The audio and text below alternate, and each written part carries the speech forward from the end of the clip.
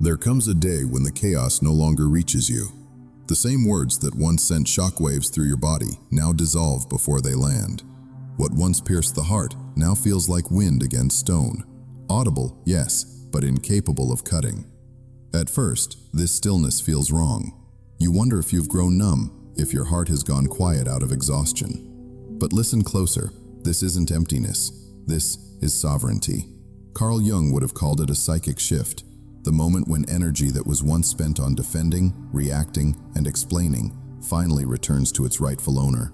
The storm hasn't vanished, you've simply stepped out of its weather system. You no longer belong to the world of emotional turbulence because you have learned to hold your ground in clarity rather than chaos. For years, your nervous system was trained to dance on cue. One message, one argument, one silence could pull you into orbit around someone else's emotional gravity. You lived at the mercy of moods that weren't yours, chasing balance in rooms that fed on imbalance. You mistook reactivity for passion, conflict for connection, exhaustion for intimacy. It wasn't love, it was entanglement. The unconscious belief that to care is to absorb. But something ancient within you grew tired of the performance. The soul eventually rebels against borrowed emotions. It refuses to keep bleeding for validation. The exhaustion you once resented became your teacher. Fatigue is sacred when it arrives as a boundary. You started saying no, quietly, not out of anger but out of respect. And so the world began to misinterpret you. They called you distant, detached, cold. They said, "You've changed." But what really changed was your frequency. The energy that used to feed drama no longer resonates.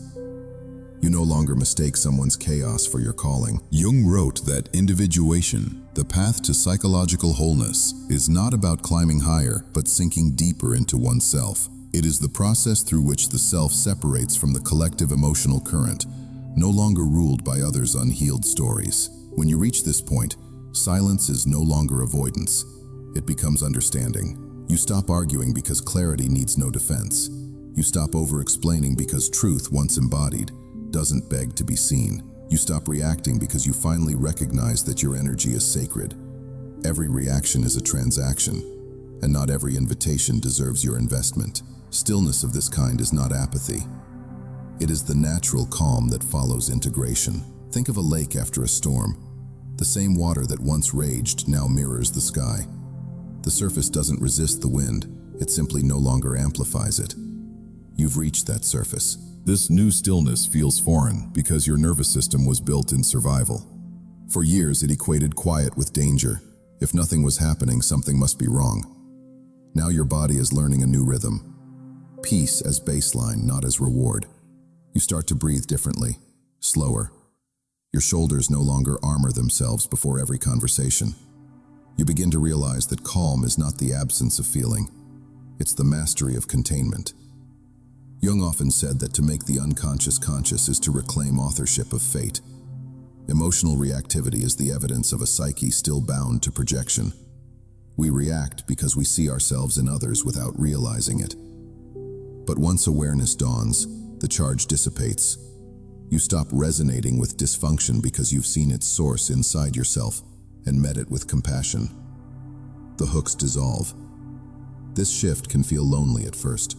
The rooms that once felt alive with drama now feel loud and artificial. You find yourself craving simplicity, long silences, quiet mornings, honest company. You start to prefer peace over performance, solitude over validation. This is not regression, it is refinement. The soul, having tasted stillness, will never again settle for noise. And yes, it will cost you. You'll lose people who only knew how to connect through conflict. Your calmness will feel like rejection to those who thrived on your reaction. They will test you, provoke you, try to pull you back into familiar patterns, not out of malice, but out of unconscious need. Yet each time you refuse to engage, you affirm a new identity, the self that belongs to itself. This is where neutrality becomes sacred. It's not indifference, it's discernment. It's the realization that you are not obligated to turn every emotional spark into fire. You can feel the heat without burning. You can witness the storm without stepping into the rain. To reach this level of peace is to understand that the psyche has completed a cycle. You no longer crave to be understood because you finally understand yourself. You no longer seek closure because you have become your own conclusion. You no longer need to win arguments because you have outgrown the battlefield. This is not the numbness of the wounded, it is the composure of the healed. The self that once fragmented under tension now holds together under pressure. You move differently, slower but more precise. You speak less, but your words carry weight. You love still, but no longer leak. Reactivity was never proof of passion, it was proof of imbalance. The stillness you feel now, this absence of chaos, is not the death of emotion, but the birth of integrity. It's the moment you stop mistaking adrenaline for aliveness. So if the world feels distant lately, if you find yourself less stirred by what used to set you ablaze, do not grieve your calm. It is not a loss, it is an arrival. The same fire still burns within you, it just no longer burns you. You are not detached, you are aligned. You are not cold, you are clear. This is where the awakening begins, when reaction ends. To the untrained eye, emotional stillness can look like withdrawal. From the outside, neutrality and avoidance often appear identical. Two people equally quiet, equally distant, equally unmoved. But Jung would say that their inner architecture is entirely different. One is rooted in fear, the other in integration.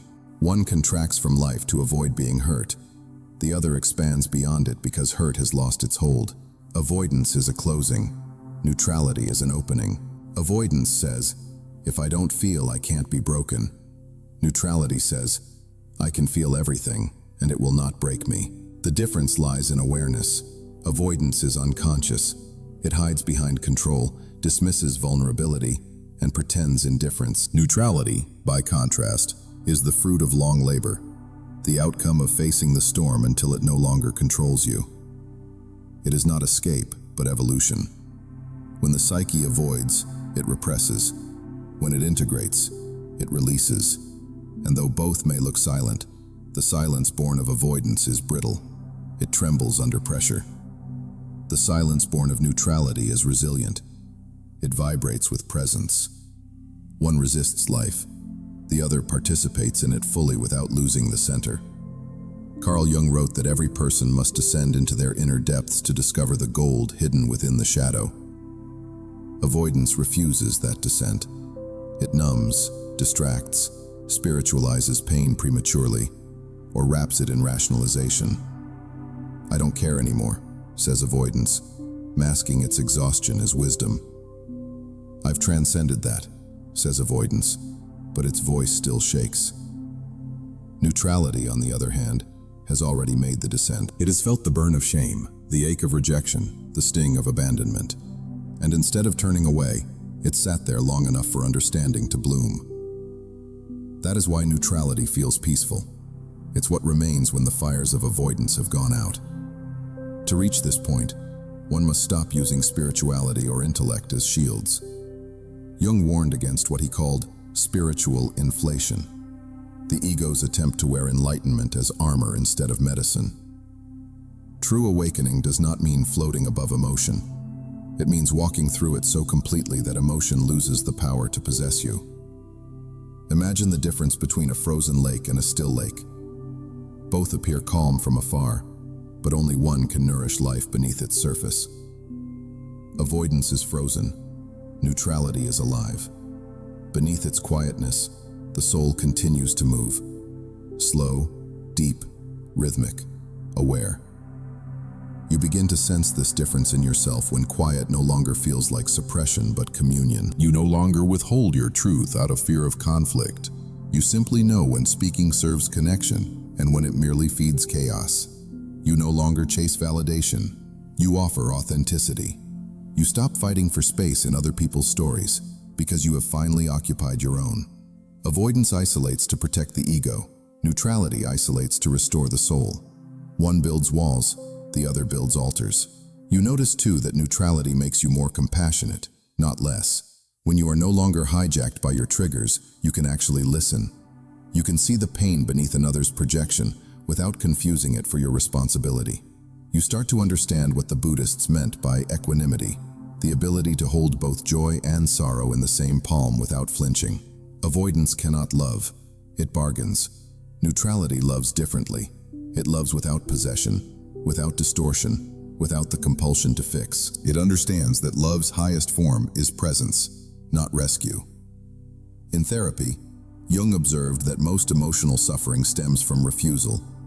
The refusal to feel, to face, to integrate. What we resist, he said, persists.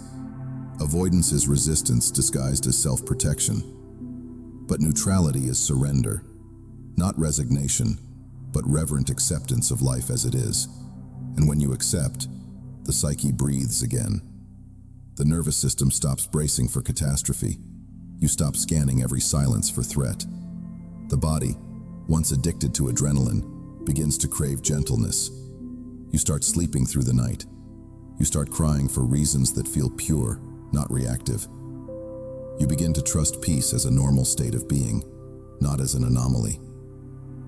This is how emotional evolution unfolds. The cold detachment of avoidance slowly warms into the living stillness of neutrality. You begin to feel again, but from a place of spaciousness rather than scarcity. You don't chase highs, you harmonize with them. You don't fear lows, you bow to them. You learn to meet the full range of human experience with the grace of one who finally knows the difference between drowning and swimming. When Jung described individuation, he was describing precisely this: the ability to remain in relationship with the unconscious without being overwhelmed by it. Neutrality is not about having no feelings. It's about being able to feel without fragmentation. So the next time you notice yourself pulling away from people or situations, pause and ask, am I retreating out of fear or out of clarity? Am I avoiding life or aligning with it? Is my silence armor or awareness? If it's armor, soften. If it's awareness, stay. The mind will want to categorize neutrality as a state you achieve, but it's more fluid than that.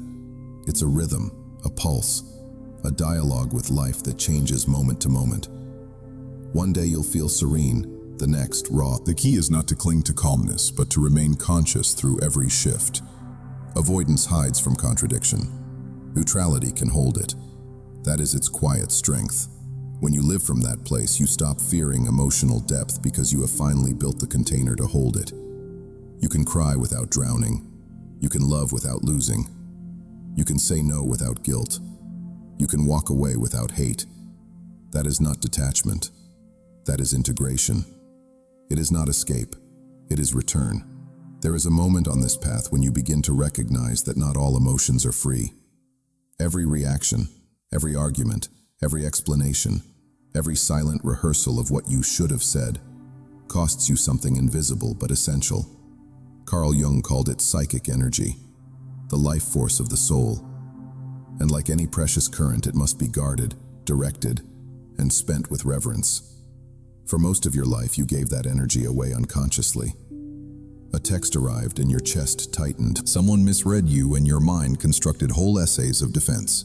A friend withdrew and you felt compelled to chase closeness even when your body screamed for space. You thought this was caring, or love, or commitment. But in truth, it was transaction. Emotional currency exchanged for validation, peace, and belonging. The modern world thrives on this kind of leakage. Entire systems are built to keep you reactive. News cycles designed to inflame, social media to compare, relationships to consume. Every time you react, you pay. With attention, with time, with identity. What you call exhaustion is often bankruptcy of the soul.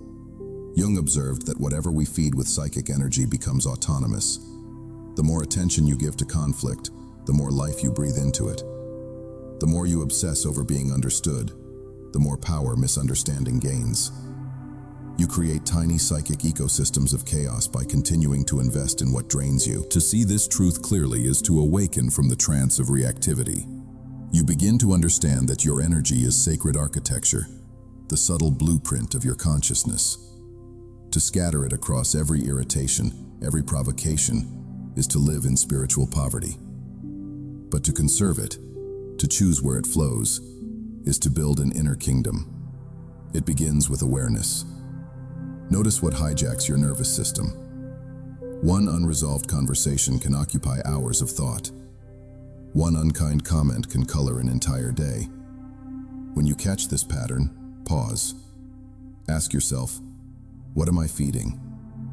Is this situation worthy of my energy? Or am I paying rent in someone else's emotional house? At first, the act of restraint feels unnatural. The mind demands closure. The ego insists on fairness. But the soul cares only for alignment. The more you withhold reaction, the clearer your world becomes. What once seemed complicated simplifies. Those who truly see you require little explanation. Those who do not will not be convinced by paragraphs. Energy, Jung said, follows value. Whatever you honor grows stronger. If you keep honoring chaos, you deepen chaos. If you honor silence, you deepen presence. Each reaction either invests in expansion or in depletion. There is no neutral exchange. To treat your energy as sacred is to reclaim authorship of your life. It is to realize that peace is not something you find, but something you fund. Every emotional withdrawal from dysfunction is a deposit into your inner stability. Each time you choose not to argue, you earn clarity. Each moment you refuse to perform for misunderstanding, you gain back a piece of soul that had been leased to noise. This is why the awakened are calm, not because they feel less, but because they've learned the economics of energy. They know the cost of every unnecessary reaction. They know that explaining to someone committed to misinterpreting you is like pouring light into a sieve. They know that peace, to be sustained, must be budgeted. Jung's notion of libido was never limited to desire. It was the creative pulse behind thought, emotion, art, and love. To spend it unconsciously is to dilute your purpose. To direct it consciously is to embody power. When you stop leaking energy through over-explanation, gossip, and emotional overextension, you begin to feel something extraordinary: abundance. The same energy that once fueled anxiety now feeds intuition. What once animated arguments now animates creation. You notice, too, that stillness replenishes what reaction depletes. Every deep breath is a deposit. Every refusal to justify your peace is a reinforcement. The more you withdraw from reactivity, the more radiant you become. People can sense it. They feel steadier in your presence, though they can't explain why. That's because stability, like chaos, is contagious. This doesn't mean disengagement from life. It means participating from wholeness rather than hunger. You speak not to be right, but to be real. You listen not to fix, but to understand. You give not to earn love, but to express it. Every action becomes an intentional transaction, clean, conscious, complete. As you deepen in this awareness, your relationship with time also changes. You stop rushing responses. You stop texting back immediately to soothe discomfort. You stop entering every conflict as if the universe depended on your side being heard. You realize that distance is not danger. It is discernment. The energy you save begins to accumulate. You feel a new spaciousness in your mind, a quiet wealth building in your body.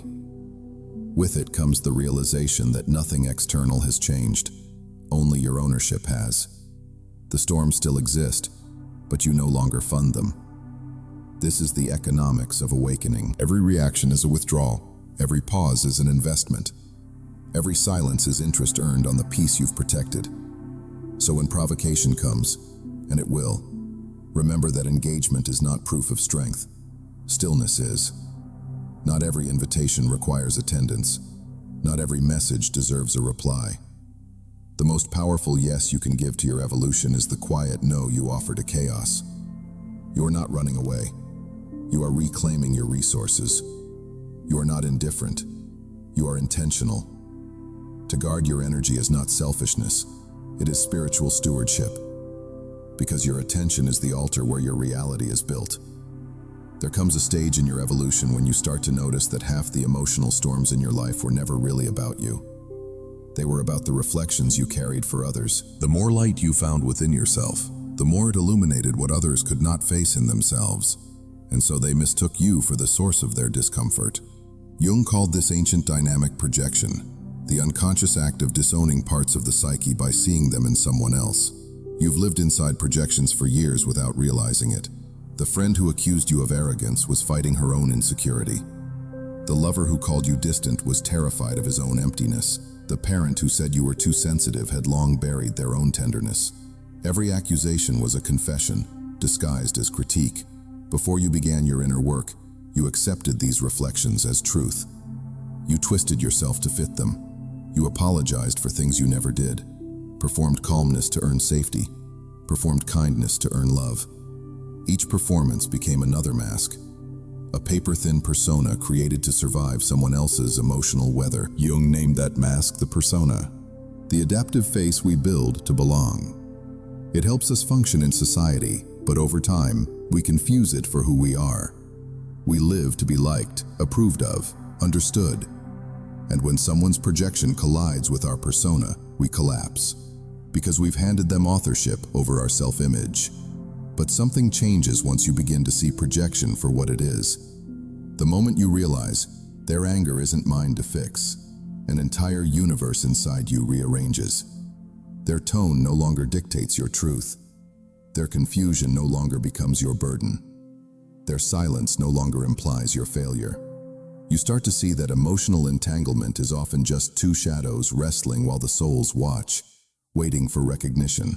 When you withdraw your participation in projections, people panic. They sense, even subconsciously, that the old game no longer works. The roles they once assigned you, the rescuer, the forgiver, the mirror, have vanished. Your lack of reaction exposes their unintegrated pain. What used to be a duet of dysfunction becomes a solo. And in that solo, they finally meet the one opponent they've always avoided, themselves. This is where your stillness becomes sacred disruption. You are not punishing them. You are ending a psychic contract, the agreement that said, I will carry your unresolved parts so you don't have to face them. It dissolves quietly, without ceremony. You stop over-explaining. You stop absorbing. You simply stop playing the part. The reaction will often be loud. Accusations, guilt, silence, withdrawal. But remember, a projection cannot survive without participation. The less you feed it, the faster it starves. Jung wrote that the meeting of two personalities is like the contact of two chemical substances. If there is any reaction, both are transformed. That transformation doesn't always mean union. Sometimes it means release. When you stop reacting to someone's projection, you stop serving as their catalyst, and they must either integrate or repeat the cycle elsewhere. Either outcome is grace. The art of discernment lies in knowing when to mirror and when to move. There are moments when reflection heals, when showing someone their shadow gently invites awareness. And there are moments when reflection harms, when holding space only reinforces their denial. Wisdom is learning to tell the difference. You cultivate that wisdom by observing, not absorbing. Watch how energy moves in conversation. Does it expand or constrict you? Does it invite authenticity or demand performance? The body will tell you long before the mind does. A tightening in the chest, a subtle fatigue after certain exchanges. These are clues that your energy is being drafted into someone else's story. It takes courage to stop rescuing others from the lessons their souls have arranged. It feels unkind at first, but true compassion doesn't mean carrying everyone's pain. It means trusting that their psyche is as wise as yours. Jung once said that each of us must live our own myth, and to interfere with another's process is to rob them of their initiation. So when you step back, do it without guilt. Let silence do its work. In your absence, they may feel abandoned. In truth, they are meeting their own abandonment, the very wound that birthed the projection. Your stillness mirrors their fragmentation so they can finally see it. To live without being governed by projections is liberation of the highest order. It means you no longer define yourself by how others see you. It means your worth is no longer negotiable, your peace no longer conditional. You begin to see relationships not as mirrors of lack, but as landscapes of learning. Every connection becomes a teacher, every separation a graduation, and perhaps the most beautiful part? As you stop being a screen for projections, you also stop projecting. You catch yourself before assigning motives, before labeling, before judging. You realize that everyone, including you, is fighting a shadow too intimate to name. That realization softens you. It returns tenderness to your clarity. This is what Jung meant when he said, "Knowing your own darkness is the best method for dealing with the darknesses of other people." Once you've seen the monsters within and made peace with them, the monsters outside no longer need slaying. They need understanding. So when chaos arrives in another's face, pause before reacting. Ask quietly, is this about me? Or is it about what's been awakened in them? Most of the time you'll find it's the latter. And in that awareness, compassion and distance can coexist. You don't need to correct their story. You don't need to defend your light. You simply need to remember who you are, the soul that no longer confuses someone else's shadow for its own reflection. Because peace is not built by proving your innocence in someone else's dream. It's built by waking up inside your own. At some point on this inward path, you come face to face with the architecture of your own pain. It's not a philosophy anymore, it's visceral. Trembling hands, a tight throat, tears that arrive without permission. This is the moment Jung described as meeting the shadow, the confrontation with everything you once denied in yourself. The shadow is not evil, it is unlived life.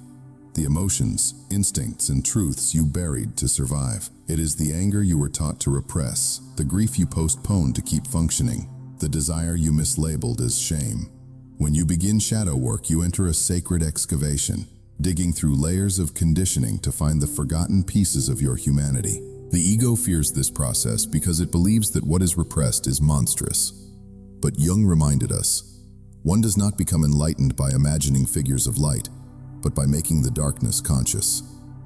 Shadow work isn't about purging darkness, it's about integration. You're not trying to destroy these exiled parts, but to understand them, because what we understand we no longer fear. In the early stages, the shadow reveals itself through projection. You notice the traits you dislike in others with sudden intensity. The manipulator, the arrogant, the needy. They irritate you because they mirror the aspects of you you've disowned. Every trigger becomes a teacher. Every judgment is an invitation. When you accept this, life becomes a living classroom. You stop asking, why is this happening to me? And start asking, what in me is this trying to show? That question is the key that unlocks the unconscious. As you descend deeper, memories surface. You recall moments of abandonment, humiliation, rage, experiences you minimized for years. The body speaks where words once failed. Tightness, fatigue, migraines, insomnia. This is not regression, it is release. The shadow stored what consciousness couldn't hold at the time. Now in safety, it returns to be felt. This is the hardest part, to feel what was once unfelt without collapsing, to stay present with sensations that used to drown you. It requires compassion, patience, and often solitude.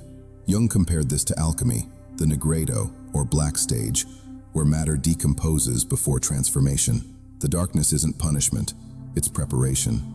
Each time you sit with your pain without fleeing, the hook weakens, the hook of needing to be validated, the hook of rescuing others to avoid your own emptiness, the hook of over-explaining so you don't feel misunderstood. You begin to see how every external conflict once echoed an internal one. The more light you bring to these patterns, the less grip they have. The emotions that once hijacked you begin to flow without possession. Anger no longer explodes, it clarifies. Grief no longer drowns, it cleanses. Fear no longer paralyzes, it informs. These emotions were never enemies, they were messengers carrying the fragments of your wholeness. Shadow work demands humility. It strips you of spiritual pretense and intellectual control. You realize healing is not an aesthetic, it's raw, messy, cyclical. There are days you'll feel like you've regressed, days when tears make no sense, days when silence is the only prayer you can offer. But in truth, these are signs of progress. The psyche heals in spirals, not straight lines. Jung emphasized that integration does not mean perfection. It means holding contradiction. You can be both compassionate and angry, both loving and firm, both wounded and wise. To live in wholeness is to stop fragmenting yourself into acceptable and unacceptable parts. The shadow isn't something you conquer, It's something you embrace. The deeper you go, the more you see how your relationships were shaped by unhealed wounds. You start recognizing how often your empathy was self-abandonment, how often your patience was fear of loss, how often your generosity was an unspoken plea to be loved. These recognitions sting, but they also free you. You begin to understand that what you called toxic people were often your unconscious teachers. They mirrored the parts of you that still longed for integration. And then something miraculous happens. The patterns begin to break. The people who once triggered you lose their power. The same situations that once caused spirals now feel like background noise. You feel impulses rising, to defend, to chase, to fix, and you simply breathe through them. The nervous system, once wired for reaction, starts to relax. The body begins to trust peace. This is when the hooks dissolve. The emotional barbs that once pulled you into others' chaos no longer catch. You can stand in the presence of anger without absorbing it. Witness manipulation without being ensnared by guilt. You no longer confuse empathy with responsibility. You no longer sacrifice your center for the illusion of control. Shadow work doesn't make you immune to pain. It makes you transparent to it. The feelings still pass through, but they no longer stick. Like wind through trees, emotion moves freely. You have become permeable to truth. And the deeper secret? The shadow, once integrated, becomes your greatest ally. What once felt like darkness now fuels creativity, insight, and compassion. The energy that was trapped in repression becomes life force again. You begin to speak more truthfully, love more cleanly, create more passionately. You are no longer afraid of depth because you've learned you can breathe there. This is the liberation Jung pointed toward. When your inner landscape no longer needs to disguise itself, when your contradictions coexist without conflict, when you stop performing wholeness and start embodying it. So, if you find yourself in the middle of a storm, trembling before old memories, unable to explain why the tears won't stop, know this: you are not breaking down. You are breaking open. You are unhooking from the patterns that once defined you. You are retrieving your light from the places you abandoned it. You are not losing yourself. You are meeting yourself, entirely, honestly, finally. After the shadow has been met and the old wounds have begun to loosen, a new kind of healing begins, quieter, subtler, more bodily. This is the phase Jung described indirectly when he said that the soul demands incarnation. The psyche can awaken to awareness, but until that awakening reaches the body, the old patterns will continue to whisper through your nerves. The intellect may understand peace. The nervous system must learn it. For most of your life, your body has been a battlefield. It carried alarms you didn't set. A clenched jaw, a racing heart, the constant micro-tremor of vigilance. Even when nothing was wrong, your system scanned for danger, rehearsing old stories of loss and rejection. You mistook tension for readiness and fatigue for normal. The first taste of calm can therefore feel alien, even unsafe. Stillness unsettles a system accustomed to adrenaline. Silence feels like waiting for the next blow.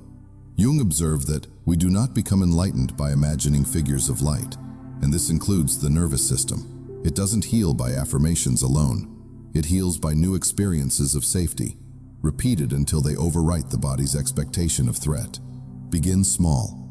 Notice the moment before reaction, the half-second between trigger and response. In that pause lies freedom. Breathe there. Let the lungs stretch wider than the thought. The body is the first to know you are safe, and the mind follows its lead.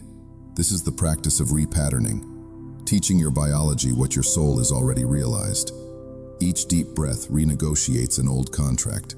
Each unclenched muscle tells the past, you no longer live here. You may discover that peace arrives in waves, not permanence. One morning you feel spacious, the next the familiar anxiety returns. Don't treat that as failure, it's integration. The body is relearning rhythm after years of static. Healing, Jung would remind you, is circular. The psyche revisits what it has outgrown only to confirm its growth. There are many ways to help the nervous system remember peace. Grounding through sensation. Feel the soles of your feet on the floor, the texture of the air on your skin. Rhythmic movement, walking, dancing, breathing with awareness. The body translates rhythm as safety. Containment rituals, journaling, prayer, or lighting a candle to signal to your unconscious that the day has boundaries.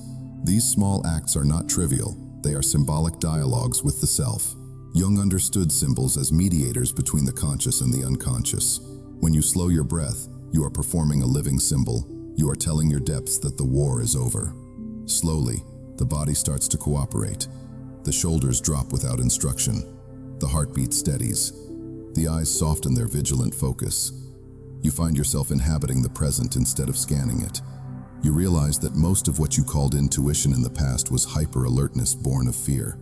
Now, a truer intuition begins, one rooted in calm rather than catastrophe. You may also notice grief arising as your body unwinds. Every exhale carries memories of years spent braced for impact. This grief is holy. It is the body weeping for all the time it spent protecting you. Thank it. Let the tears fall, not as regression, but as release. Over time, this physical serenity becomes contagious. Environments that once overwhelmed you begin to feel manageable. Conversations that used to ignite panic now pass like weather. The people who thrive on conflict find no purchase in you. Your calm is an unscalable wall. You start to realize that peace is not something you do. It is something you allow. When the nervous system finally trusts the present, the soul's wisdom can flow through the body like current through a cleared wire. Clarity, intuition, creativity, all of them depend on this physiological foundation. This is why spiritual practice without embodiment often leads to dissociation. The psyche may ascend, but if the body still lives in yesterday's fear, you remain divided. The task is integration, to bring heaven down into flesh, to make serenity cellular. One day, perhaps while driving or washing dishes, you'll notice something remarkable. A sound that once startled you barely registers. A text that would have flooded your chest leaves you steady. You feel the old surge of adrenaline rise and dissipate on its own. This is the sign. The nervous system has learned peace. And in that peace, something deeper reveals itself. Not absence, but presence. Your body becomes the temple where spirit finally rests. You don't have to chase stillness anymore. You are it. The storms will still visit, but you no longer mistake weather for identity. You are the sky now, vast, unmoved, endlessly aware. After the nervous system begins to trust peace, a different kind of silence arises. Not merely the absence of noise, but the spaciousness of being alone without feeling lonely. This stage, which Jung called the sacred solitude of individuation, is often misunderstood. To the ego, it feels like abandonment. To the soul, it feels like homecoming. There is a delicate paradox here. As your vibration changes, the world around you reorganizes. People who resonated with your chaos no longer recognize your calm. Conversations that once felt intimate now echo with falseness. You begin to feel like a foreigner in your own life. The same rooms, the same faces, but something in the frequency has shifted. At first, the loneliness feels sharp. You look for companionship in the old ways, reaching for those who once understood you. But they can't meet you where you are now. Not because they don't care, but because they only knew how to connect with the version of you that existed inside turbulence. The woman who apologized too often. The man who mistook peace for boredom. The version of you that mistook rescuing for love. Jung wrote that solitude is, for me, a fount of healing which makes my life worth living. True solitude isn't exile. It's refinement. It's the withdrawal necessary for the psyche to integrate the fragments it has gathered along the way. Just as the seed must rest in darkness before it sprouts, the soul must retreat before it can rejoin the world in wholeness. In this sacred pause, something profound happens. The energy you once scattered through constant interaction begins to return. You start to feel your own presence filling the space that used to ache.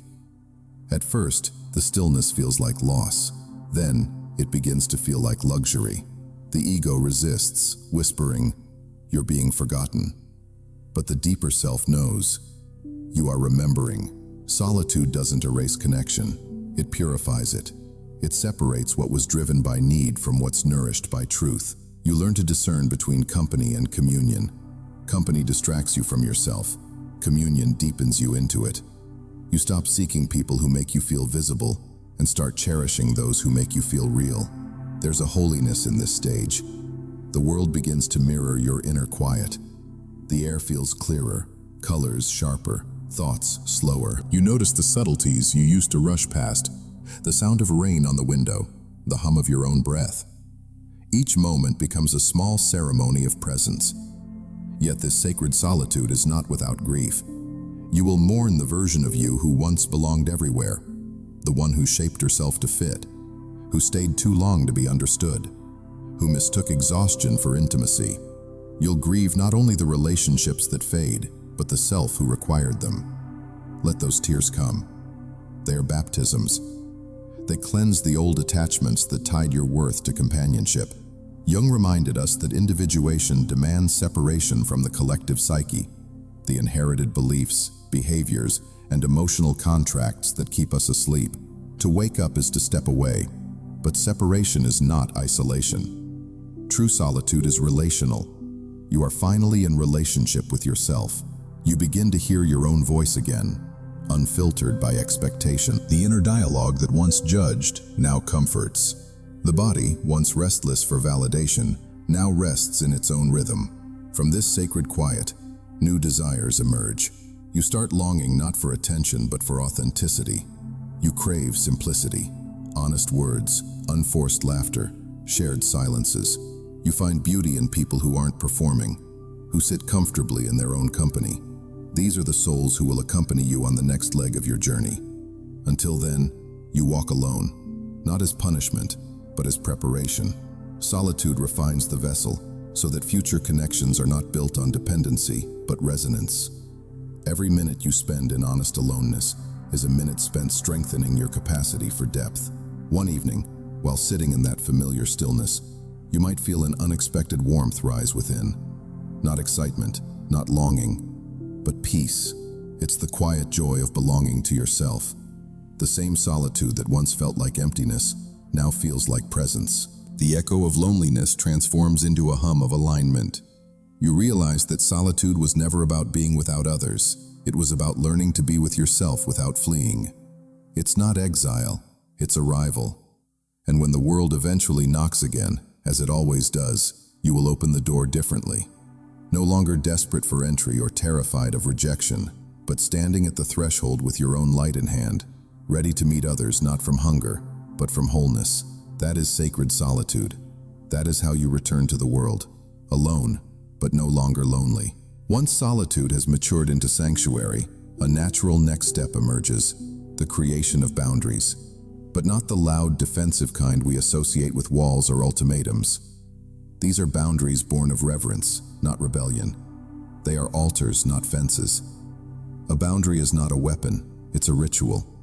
It's how the soul declares, this is where sacred energy begins and ends. You no longer set them from anger, but from awareness, not to punish others, but to preserve the silence within you that took years to build. In the earlier stages of awakening, boundaries often arise from exhaustion. We draw lines out of desperation, whispering, "No more," through clenched teeth. And that's necessary at first. It's how the wounded self learns protection. But as consciousness ripens, boundaries soften. They stop being barricades and become expressions of harmony, a language of balance that needs no explanation. Carl Jung wrote, "The privilege of a lifetime is to become who you truly are." Becoming who you are requires space, emotional, psychological, and spiritual. Without boundaries, the psyche becomes crowded with foreign energies. Without boundaries, your empathy turns into absorption. You start living as a sponge for the collective unconscious, soaking in others' moods, guilt, and expectations until your essence blurs. A boundary reestablishes distinction without disconnection. It says, I can love you and still choose myself. It allows compassion without collapse, connection without contamination. To live without boundaries is to live perpetually borrowed. You borrow emotions, dreams, even destinies. You forget which desires are truly yours and which were inherited through proximity. Boundaries return authorship. They are the quiet architecture of freedom. In practice, this looks simple but feels revolutionary. You pause before responding, not to withhold love but to protect alignment. You leave conversations that no longer feed truth. You stop over-explaining decisions that came from peace. You rest when your body says no, even if the world demands yes. Each of these moments is a small act of devotion to your soul, because boundaries, when embodied, are sacred geometry.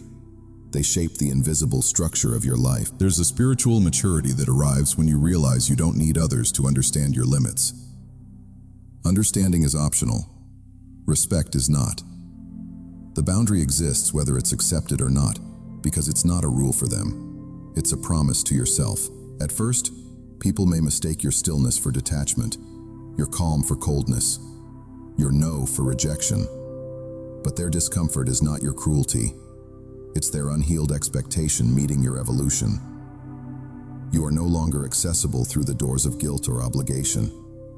Those entry points have been sealed by awareness. Jung understood this dynamic deeply.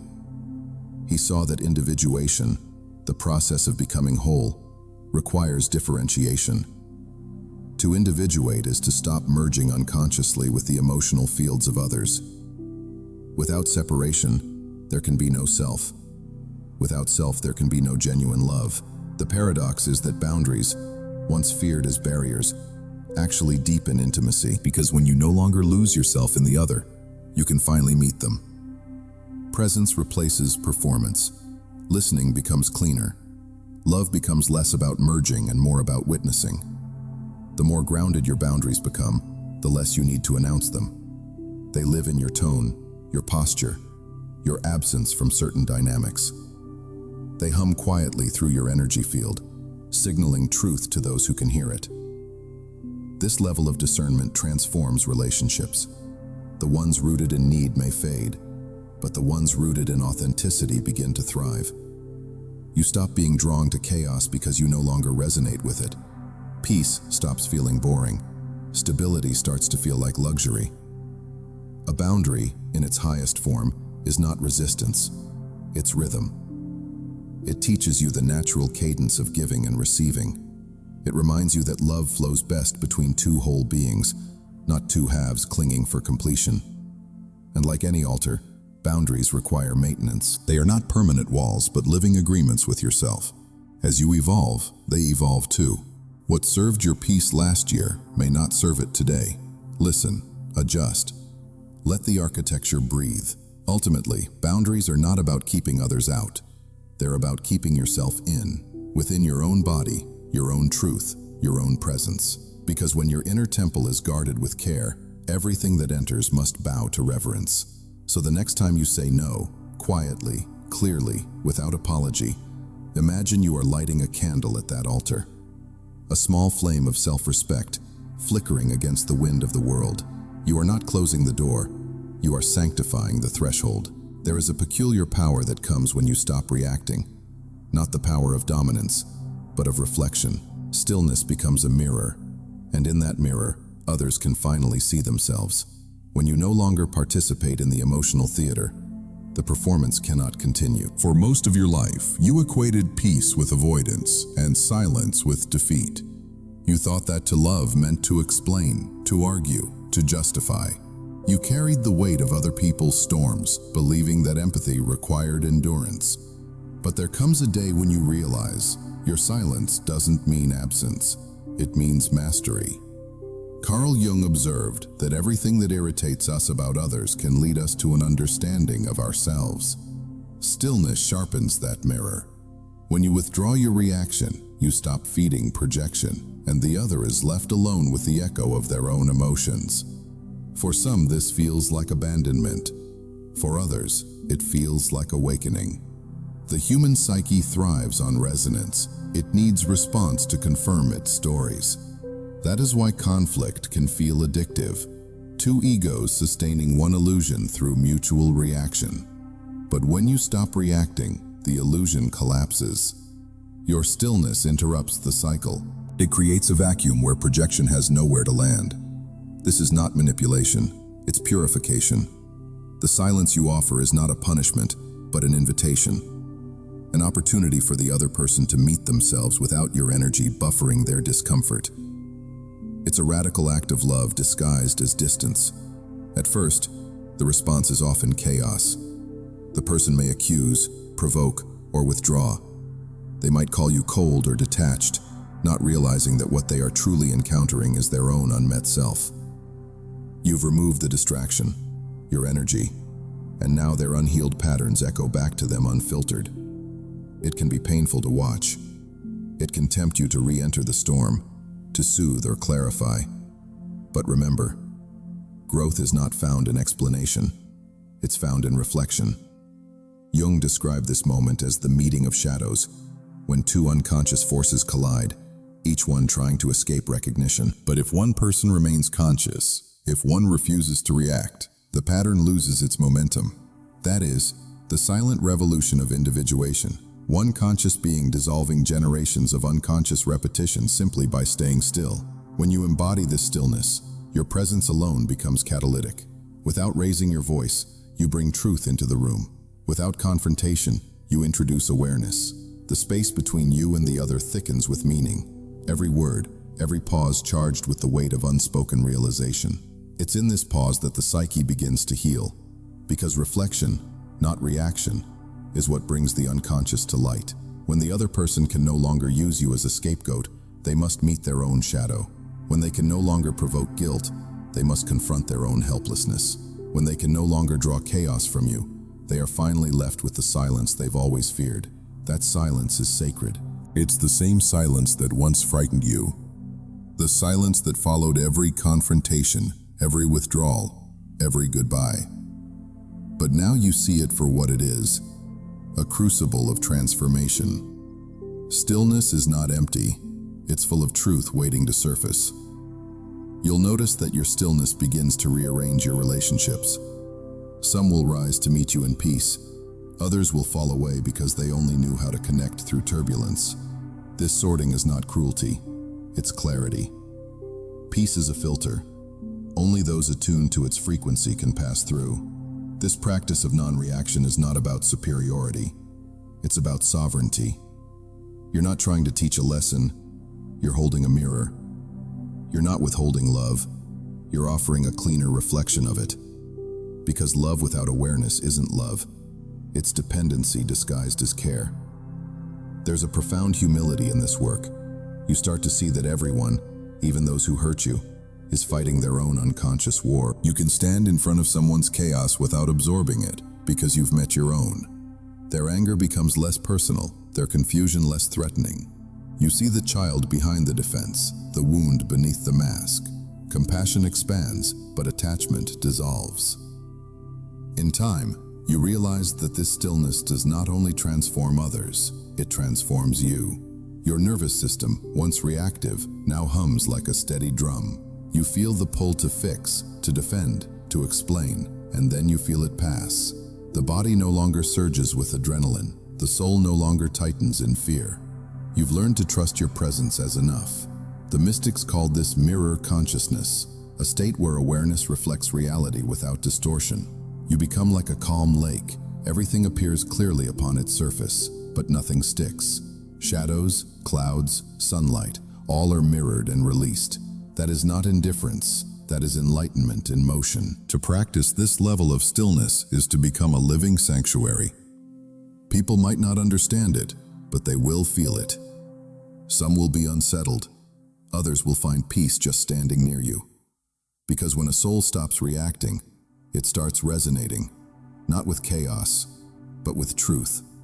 And so you sit, calm in the storm, neither retreating nor engaging. You let the silence do what centuries of words could not.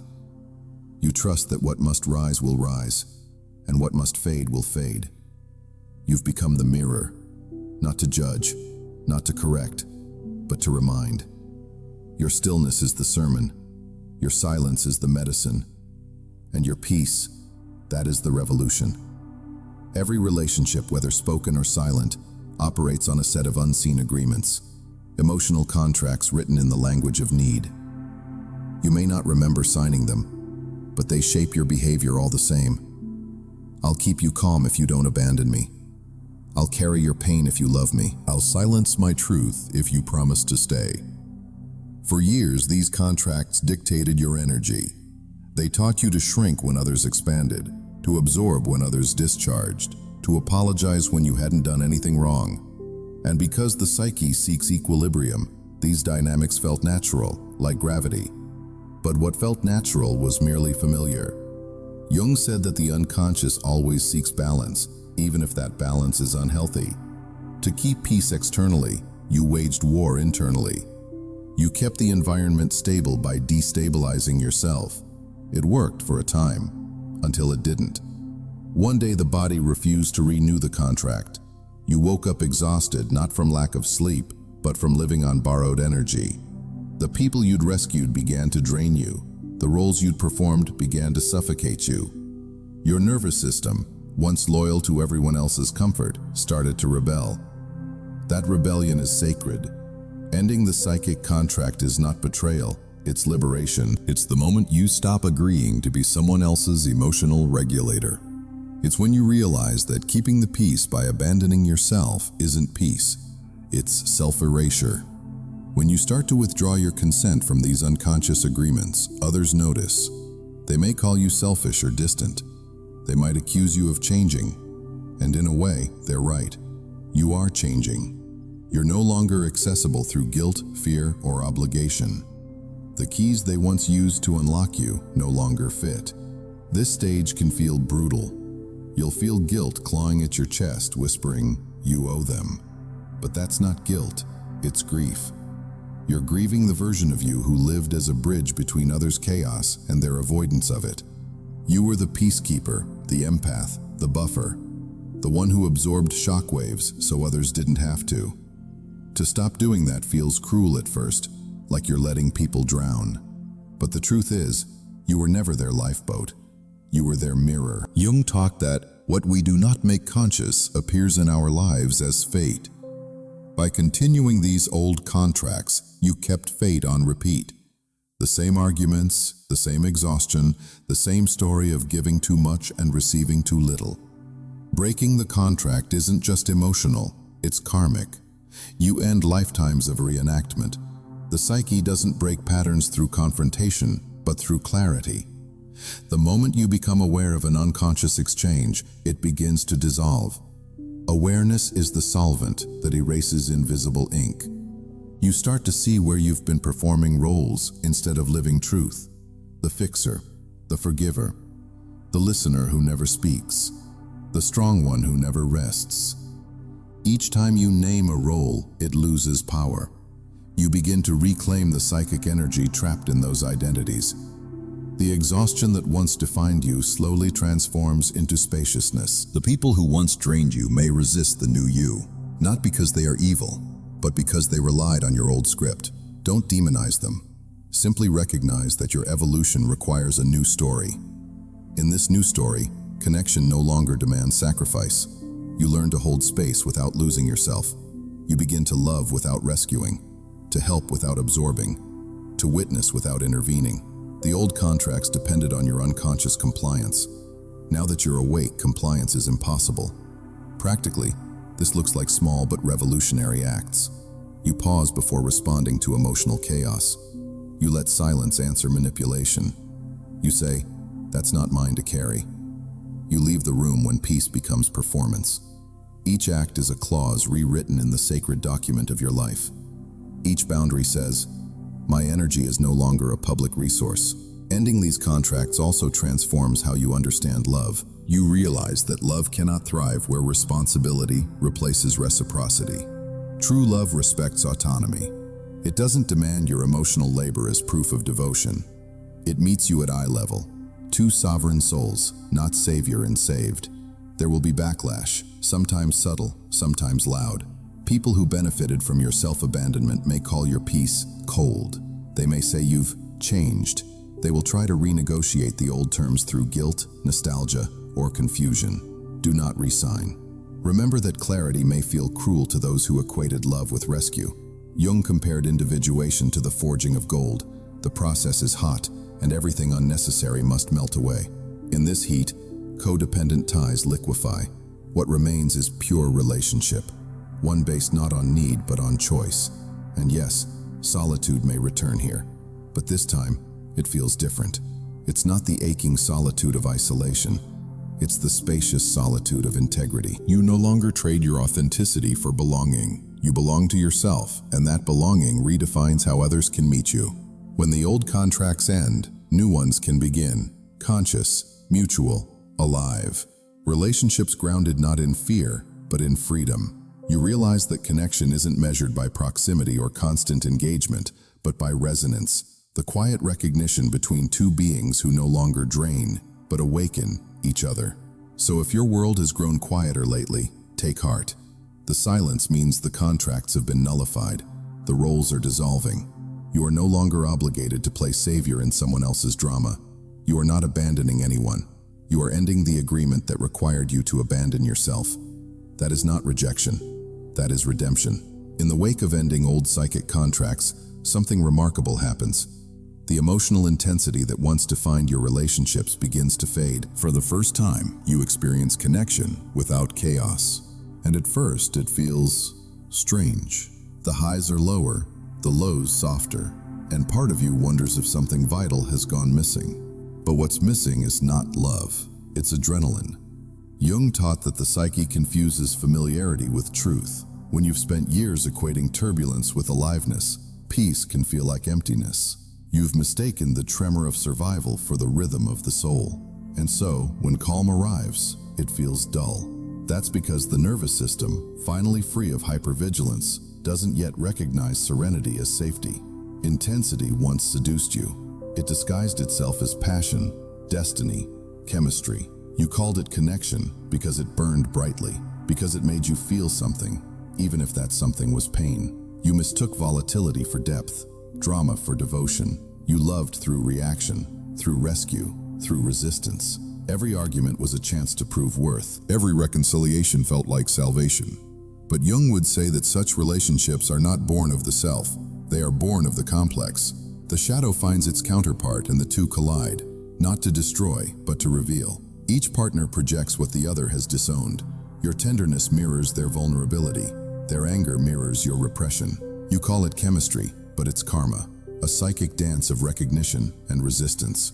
The tragedy is that these bonds can feel like home. They recreate the emotional temperature of childhood, the push and pull of attention, the longing to be chosen, the fear of abandonment. The body confuses the familiar ache for love's pulse. This is why it's so hard to walk away, even when the mind knows better. The nervous system mistakes intensity for intimacy. Real intimacy, however, feels entirely different. It doesn't spike, it steadies. It doesn't demand performance.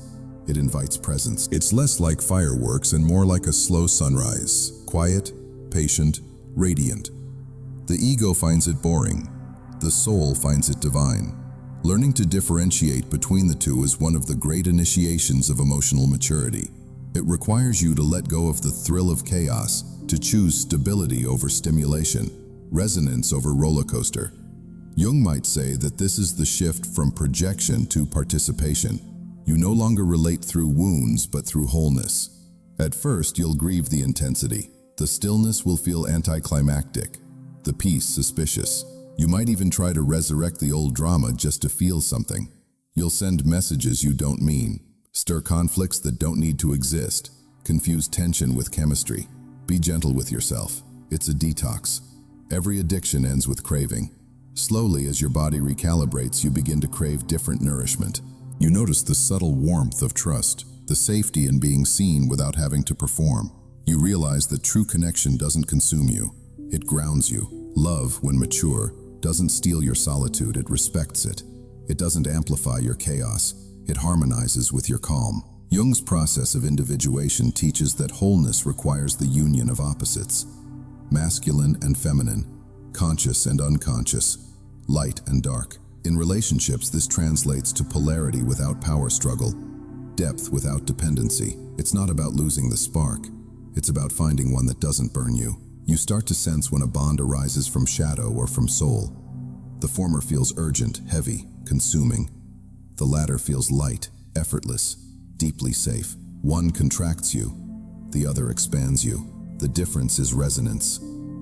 Shadow bonds echo pain. Soul bonds echo peace. And here's the paradox. The calmer you become, the rarer your connections will be. Not because you are superior, but because few can meet you at that frequency. Many people still need conflict to feel alive. Your peace will confuse them. They may mistake your neutrality for indifference, your self-containment for arrogance. But don't let that lure you back into proving. You no longer need to earn intimacy through emotional labor. You no longer have to barter authenticity for belonging. Real closeness doesn't demand you shrink or swell. It meets you exactly as you are. In time, you'll find that intensity was never the measure of love. Presence was. The one who listens quietly without trying to fix you. The friend who holds silence without fear. The partner whose calm feels like gravity. These are the souls who meet you in truth. And perhaps the most profound intimacy is the one you cultivate within. When you can sit with your own loneliness without fleeing, when you can hold your own pain without judgment, you no longer chase external storms for stimulation. You become the steady flame around which real connection gathers. This is what Jung meant by inner marriage, the reconciliation of your fragmented selves. When your inner masculine protects your boundaries and your inner feminine nurtures your softness, you become complete. Love then becomes a choice, not a craving. So when peace feels unfamiliar, stay. Don't run back to the noise that disguised itself as love. Let quiet connection rewire your sense of worth. Let calm become your new chemistry. Because intensity ends when the nervous system stops mistaking danger for devotion. And that's when intimacy, true, quiet, soul-level intimacy, finally begins. Once you've seen the difference between intensity and intimacy, the next realization arrives like dawn breaking through fog. Your life no longer revolves around being liked. It revolves around being aligned. Approval used to be your compass. You moved toward praise and away from disapproval, calibrating your choices according to other people's comfort. You performed wisdom to appear strong, dimmed truth to seem kind, and called it humility. But Jung would say that this was not humility. It was fragmentation. You were living from the persona, the mask that keeps peace by sacrificing authenticity. The persona is useful, he said. It helps us function in society. But when mistaken for the self, it becomes a prison. Approval is the currency of that prison. Every yes you said to avoid conflict was a small exchange of soul for security. Every time you stayed silent to preserve image, the true voice of the self grew quieter. And then, one day, you simply can't do it anymore. The energy it takes to perform becomes heavier than the fear of being seen. You stop auditioning for belonging. You stop defending your truth as if it needs permission. This moment, though terrifying, is liberation disguised as loss. To live in alignment means you no longer measure your choices by reaction, but by resonance. You ask not, will they approve, but does this feel true? You shift from audience to author, from seeking applause to embodying coherence. This transition demands courage because approval is addictive. The ego craves reflection. It wants the world to mirror back, you're good, you're right, you're enough. But alignment whispers a deeper validation. You are, period. Without performance, without conditions. At first, this shift feels lonely. Approval was a social glue. Alignment dissolves what was held together by pretense. People who once adored you may pull away because your authenticity no longer feeds their illusion. They might say you've changed, that you've become too much or too distant. But what they're really saying is, you no longer play the part I wrote for you. Don't apologize for rewriting the script. The role you were cast in, the caretaker, the pleaser, the reliable one, was never the full story. You can love people deeply and still refuse to betray your integrity for them. Alignment does not destroy love, it refines it. It transforms conditional connection into sacred authenticity. Jung called this process individuation, the movement toward wholeness through differentiation. You separate not to isolate, but to become real. In the collective unconscious, everyone wears masks to maintain harmony. Individuation requires taking the mask off, even if the crowd averts its gaze. The reward is not admiration, but inner peace, a kind of quiet that hums with truth. Alignment looks simple but feels radical. It's saying no without a spreadsheet of justification. It's resting without guilt. It's speaking the truth softly but clearly. It's letting misunderstanding remain instead of over-explaining yourself into exhaustion. You start to realize that approval cannot coexist with freedom. Every attempt to be universally liked dilutes essence. Every time you edit yourself for comfort, you trade depth for acceptance. You cannot awaken and remain agreeable to everyone. Growth will offend those who benefit from your old version. But you also notice something beautiful. As you release the need for approval, genuine connection deepens. The relationships that remain after authenticity are sturdier, cleaner, rooted in mutual recognition. You are no longer loved for the mask, but for the being beneath it. You no longer love others for how they make you feel, but for who they are when no one is watching. Alignment changes how you relate to the world itself. You stop chasing opportunities that glitter but drain you. You stop tolerating environments that require self-betrayal. Work, friendship, romance, all are filtered through one sacred question. Does this nourish my soul or deplete it? The answer to that question reorganizes your entire life. It shifts the center of gravity from external validation to internal coherence. You discover that peace doesn't come from everyone agreeing with you. It comes from not betraying yourself, even if they don't. There will be moments when the old reflex kicks in, when criticism stings or silence feels unbearable. In those moments, place your hand on your heart and remind yourself, I am not here to be approved of.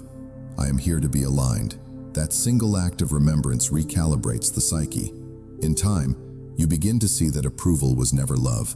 It was comfort disguised as connection. True love, whether from others or from life itself, meets you where you are, not where you pretend to be. Jung once wrote that the most terrifying thing is to accept oneself completely. That is the essence of alignment. When you accept yourself fully, you no longer need to barter your light for belonging. You become magnetic in a quieter way. Your authenticity draws in what's meant for you and repels what isn't. This is not rebellion, it's return. You are not rejecting the world, you are re-entering it as yourself. And when alignment replaces approval, something miraculous unfolds. You no longer chase meaning. Meaning begins to find you. It appears in synchronicities, in effortless connections, in the deep rest that comes from not pretending. Your life stops being a performance and becomes a prayer. Every action, every word, every breath aligns with something eternal moving through you. You are no longer admired for what you give up to be loved. You are respected for what you refuse to lose to be accepted. That is the quiet radiance of a self reclaimed. When the noise of approval fades and alignment becomes your compass, life begins to take on a mythic quality. Every moment feels both personal and archetypal, as if your small, ordinary choices echo the great, timeless stories told since the beginning of humanity. Jung would say that this is the point where the ego begins to orbit around the self, not the other way around. You start to sense patterns beneath your experiences, like threads connecting you to something vast and invisible. The struggle to reclaim your energy mirrors the journey of countless seekers before you. You begin to recognize yourself not just as an individual, but as a symbol, as a soul playing its part in the eternal story of awakening. Mythology calls this stage the return. After descending into darkness, confronting the shadow, and crossing the desert of solitude, the traveler returns home, transformed. But the home is no longer the same. Or rather, you are no longer the same. The rooms are familiar, but you walk differently. You touch life with reverence instead of possession. You speak less, but your words carry archetypal weight.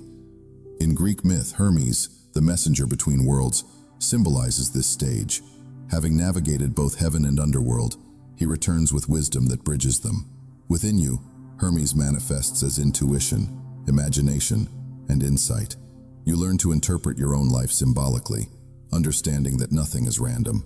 Every event becomes an emblem, every loss a threshold, every silence a message from the unseen. You realize that even your pain had meaning. The heartbreaks, betrayals, and endings were not punishments, but initiations. Like Osiris, you had to be dismembered to discover which pieces were eternal. Like Inanna, you had to descend into the underworld naked, stripped of titles, roles, and attachments. before you could rise again adorned in authenticity. The return to center is not a step backward, it's a spiral inward. The circle closes, but at a higher octave. What was once chaos becomes rhythm. What was once confusion becomes myth. You begin to see that the story of your life is not linear. It's alchemical. Each experience was a reagent in the great experiment of the soul. In this awareness, self-compassion deepens. You stop regretting the years spent asleep, because you understand that sleep was part of awakening. You stop resenting those who hurt you, because you see that their unconsciousness was the mirror that revealed your own. Every villain becomes a teacher. Every wound becomes scripture. You also begin to notice how the outer world mirrors your inner alignment. Nature seems to synchronize with your state of being. The way light falls through leaves, the timing of a breeze, the appearance of certain animals or songs just when you need them. This is not coincidence, it's coherence. When you live from the self, the world speaks in symbols, and you finally understand the language. Jung called these moments synchronicities, meaningful coincidences that reveal the invisible threads connecting psyche and cosmos. When they occur, you feel the myth breathing through you. The boundaries between me and life blur. You sense that your evolution is not separate from the world's evolution. Your healing is the world healing itself through you. The center you return to is not a physical place, but a state of consciousness. It's the point within where all opposites reconcile, masculine and feminine, light and shadow, mind and matter. It's the axis mundi, the still point around which your entire life turns. From that center, you move differently. You act without haste, speak without excess, and love without fear of loss. This is the stage where ritual begins to matter again.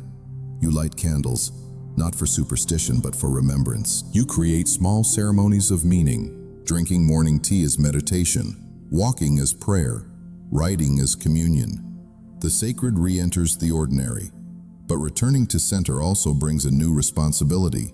Awareness demands embodiment. You can no longer live half-truths or tolerate what distorts your integrity. Myth is not an escape from reality, it's its deepest interpretation. The self does not remove you from the world, it roots you in it with reverent clarity.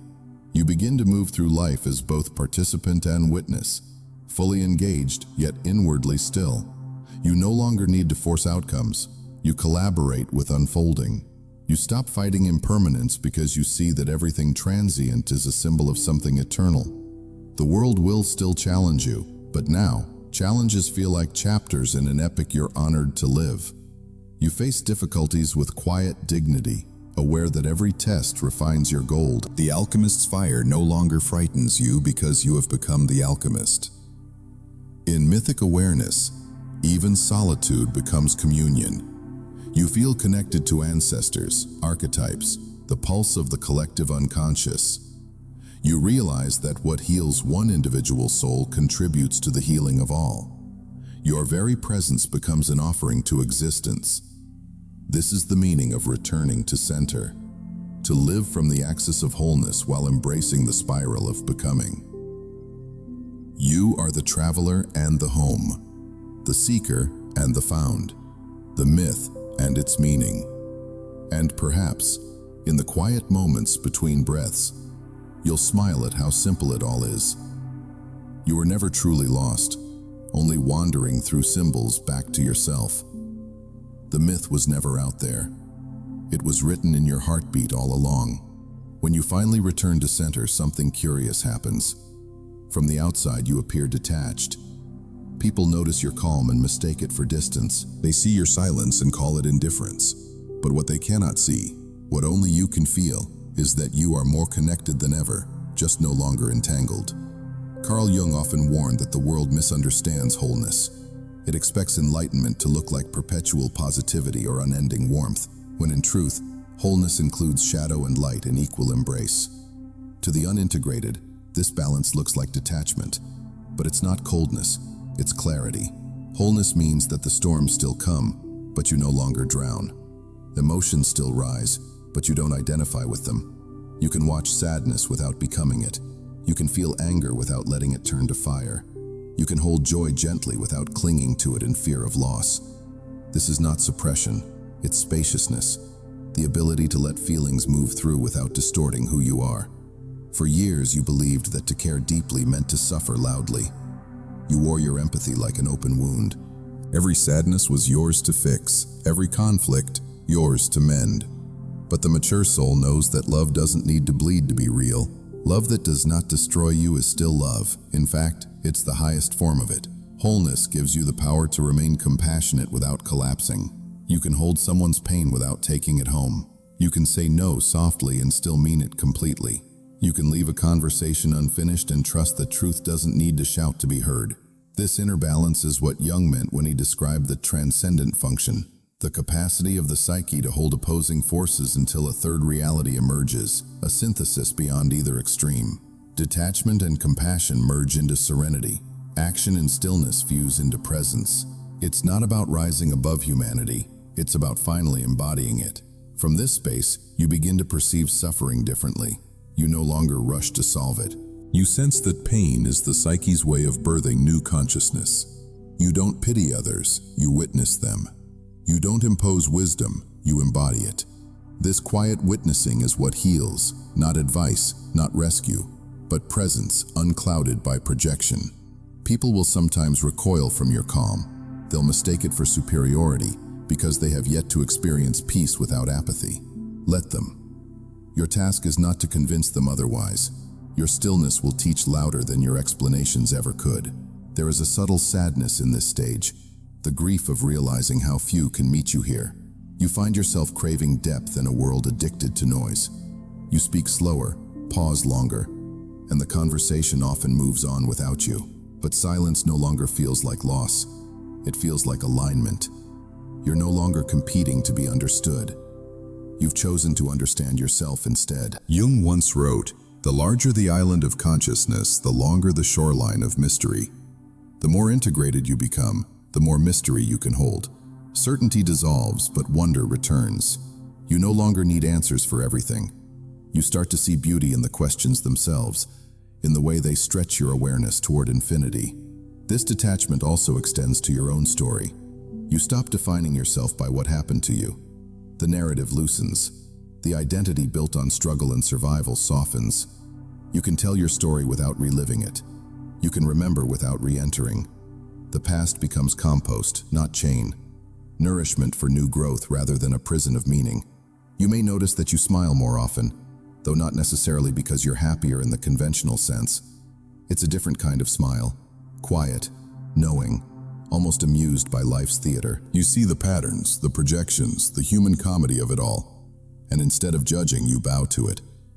You see the divine play acting through every role, even through pain, even through confusion.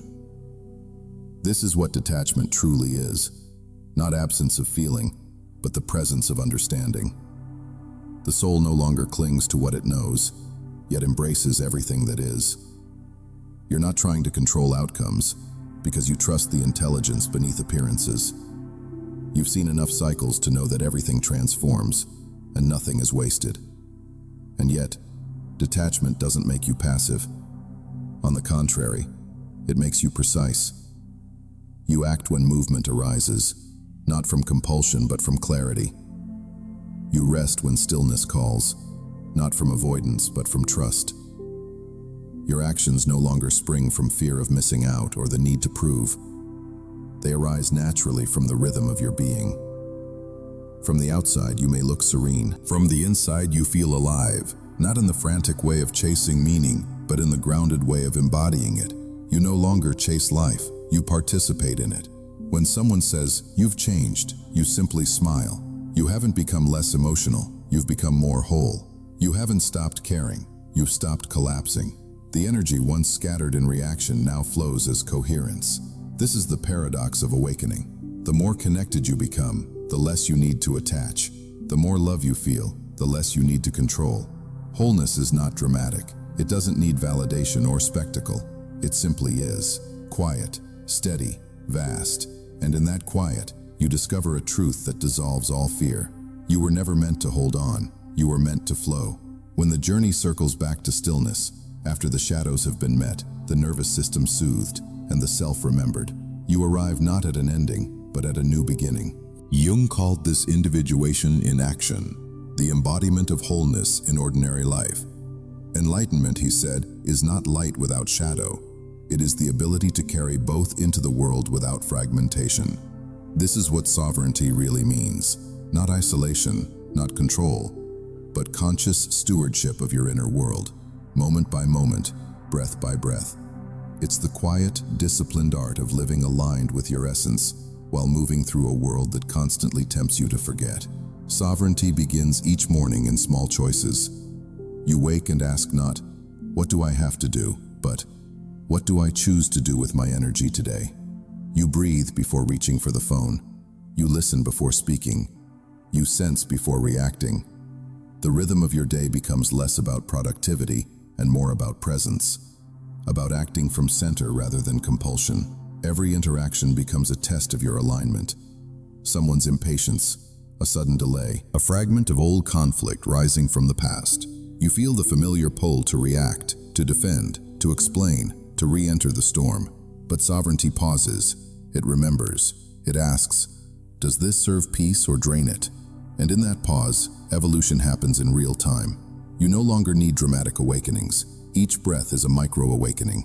Each moment of awareness is a temple. Jung might say that the self, once glimpsed, now inhabits the everyday. In the way you make tea, send an email, or watch the sunset. Sacredness no longer depends on ritual. It has become your default posture toward existence. In this state, boundaries stop feeling like rules and start feeling like rhythm. You give freely, but not from depletion. You rest often, but not from escapism. You speak truth without hostility and love without agenda. You have learned the subtle dance of yin and yang within yourself, the sacred marriage of being and doing. But sovereignty also demands vigilance. The ego is patient. It waits for cracks. It will whisper, "You've arrived. You don't need to practice anymore." And that is when unconsciousness tries to reclaim you. Jung warned that the shadow never disappears. It becomes integrated but still alive. Awareness is not a trophy. It's a lifelong tending of fire.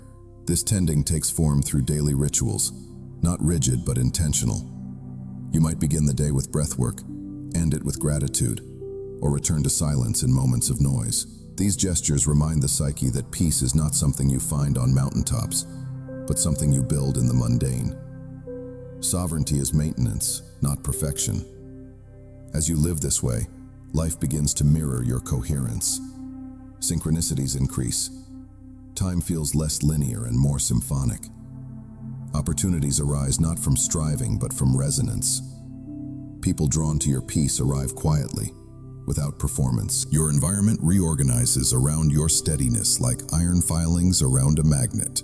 And when challenge reappears, as it always does, you meet it differently. You don't suppress emotion, you hold it. You don't resist loss, you listen to what it's asking you to release. Pain becomes information. Chaos becomes initiation. You no longer fear contrast because you understand it as the pulse of life itself. In this mature stage, spirituality loses its drama. You no longer crave visions or cosmic confirmation. You crave presence, the clean, grounded simplicity of being awake within the ordinary. Washing dishes feels like prayer. Conversation becomes communion. You live less for peak experiences and more for continuity of consciousness. This is the quiet radiance of a sovereign soul, one who walks gently, speaks little, listens deeply, and acts from wholeness. You no longer try to control outcomes because you trust your alignment to draw what is meant. You don't seek validation because your life itself has become proof. Sometimes sovereignty feels heavy, the awareness that no one is coming to save you, but with that weight comes liberation. No one needs to. You've internalized the guide, the healer, the teacher.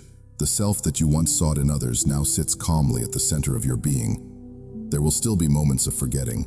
You'll lose presence, react, regress, and then smile, because forgetting is part of remembering. Each return to awareness reinforces the muscle of sovereignty. Each stumble becomes an initiation into deeper humility, and eventually, you notice something extraordinary. You've stopped striving for transcendence. You are content to simply be. Life no longer needs to impress you to feel meaningful.